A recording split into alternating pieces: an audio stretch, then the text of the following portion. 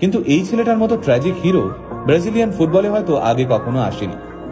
হ্যাঁ, আজ কথা হচ্ছে ফুটবলের রাজপুত্র নেইমারকে নিয়ে। নিন্দুকেরা বলেন নেইমার নাকি খেলতে খেলতে ইচ্ছে করে পড়ে যান, চোট পাওয়ার অভিনয় করেন। কিন্তু তারা হয়তো এটা জানেন না, নেইমার ফুটবল ইতিহাসের একমাত্র খেলোয়াড় যাকে 1000-এরও বেশি সময় ফাউল করা হয়েছে।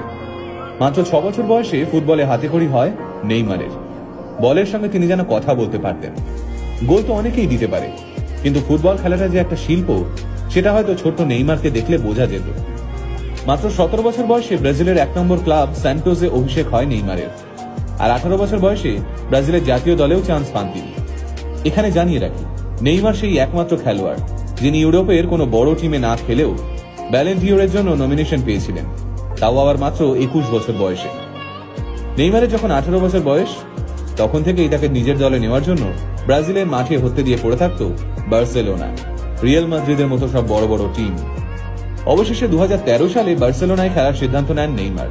বার্সেলোনায় থাকাকালীন স্বপ্নের ফর্মে ছিলেন নেইমার। একটা দলের হয়ে যতগুলো ট্রফি জেতা সম্ভব সবই জিতে নিয়েছিলেন তিনি। সে সময় তিনি যোগ্য সঙ্গী হিসেবে পেয়েছিলেন মেসি আর সুয়ারেজকে। মনে পড়ে যায় 2014 সালের ফুটবল বিশ্বকাপের কথা। ঘরের মাঠে ব্রাজিলকে গোলের মালা পরিয়ে চলেছে জার্মানি। বিশ্বকাপের সেমিফাইনাল ম্যাচে মাত্র 25 মিনিটে 5 গোল দিয়ে দিয়েছে জার্মানি। দর্শকরা সব কেউই বুঝতে পারছেন না কি হচ্ছে। ম্যাচ শেষ হতে দেখা গেল জার্মানি 7, ব্রাজিল 1। সেদিন নিজের দলের এই শোচনীয় অবস্থা দেখে কাঁদতে কাঁদতে টিভি বন্ধ করে দিয়েছিলেন নেইমার। সেদিন নেইমারের ইচ্ছে করছিল তখনই মাঠে নেমে দলের সম্মান বাঁচাতে। হয়তো ঠিক তার আগের ম্যাচে চোট না পেলে 2014 সালের বিশ্বকাপে জয়ী হিসেবে ব্রাজিলের নামই লেখা থাকত।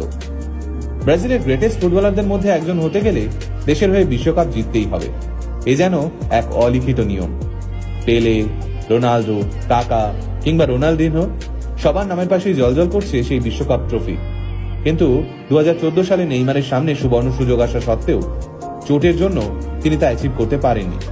তবে এখনো পর্যন্ত ফুটবলে 5 বার বিশ্ব চ্যাম্পিয়ন হলেও অলিম্পিকের 100 বছরের ইতিহাসে কোনো সোনার মেডেল জেতেনি ব্রাজিল।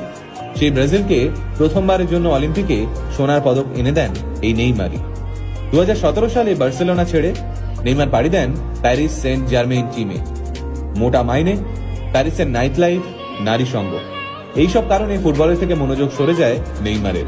তার উপর চোট আঘাত ও নিত্যসঙ্গী হয় তার।